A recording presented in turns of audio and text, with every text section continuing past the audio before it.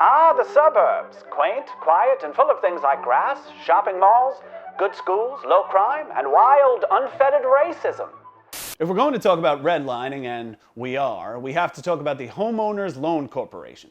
During the tail years of the Great Depression, with the foreclosure rate booming, President Franklin Delano Roosevelt created a new mortgage lending system which included grading certain neighborhoods on their loan risk level. Here's one of the marked maps. Live in a green area and you are good to go. Give them all the money they want, Paul. Blue was solid too. Yellow, not so much, and red, well, red was bad. Red meant stay away, very high risk. Do not give these people a cent. And the thing is, and I know many of you know where I'm going with this, the red areas were almost exclusively black neighborhoods. Loan discrimination based on race wasn't outlawed until the Fair Housing Act was passed over 30 years later. So, what happened? Well, the neighborhoods surrounded by the red lines were essentially stuck. The people who lived there were stuck. They couldn't obtain mortgages or other bank loans, even if they had good income and great credit. They couldn't move up, buy a home, and build equity. Well, why didn't they just move to one of the green areas? Ah, good, naive, and insulting question. First of all, why should someone have to move from their neighborhood to be treated fairly? Also, they couldn't. You see, the green areas were almost entirely the white suburbs, and the white suburbs have that name for a reason, and it's not just that white people like grass and space more than all the other people.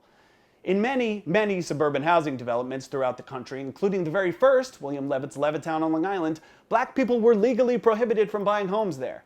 And in the instances where the letter of the law did not prohibit it, the people who lived in these neighborhoods sure did. They did everything they could to keep their neighborhoods as obnoxiously white as they possibly could. So then, these neighborhoods surrounded by red lines are tossed aside, left to languish. And through that languish and denied opportunity comes increased poverty, which leads to increased crime. And this crime, and I put quotes around that word for a reason, because many of the crimes we're speaking about have now been decriminalized or legalized and turned into a multi-billion-dollar industry that many white folks are getting rich off of. Crime is an arbitrary, ever-shifting label. It was a crime for a black person to use a white water fountain. It is considered a federal crime to sell turkey ham, whatever that is, as ham turkey, or to use different fonts when advertising this meat convergence. Crime is in the eye of the beholder, and historically in the United States, the beholder is white and at least a little racist, but most of the time, very racist. Then we have over-policing, right? These neighborhoods are targeted by law enforcement. Thousands of people are locked up for disproportionately long sentences. Then they're released to a world that has no space for them. They're marked, branded, and then tossed out in an atmosphere that was designed to be incompatible with their very existence and survival. This is the cycle of poverty, and its creation wasn't an accident. These red-line neighborhoods have been denied the appropriate resources and funds for nearly a century. There was never a correction made, no restitution, no reparations. I've used this description before, but I'm going to use it again. It's like in America, we've placed minorities, people of color, and most abundantly, black people in a metaphorical cardboard box. Then we reeled back and kicked that box down a flight of stairs.